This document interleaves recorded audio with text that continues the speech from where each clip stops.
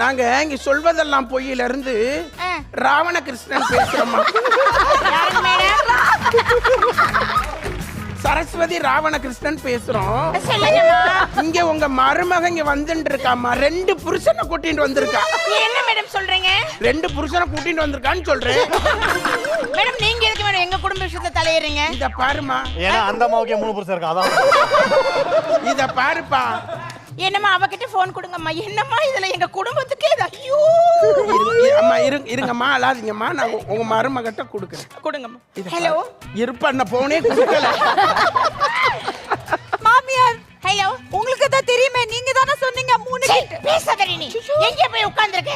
அந்த பொம்பளை மூஞ்ச பார்க்கவே ஒரு மாதிரி இருக்கு. மேடம் அங்க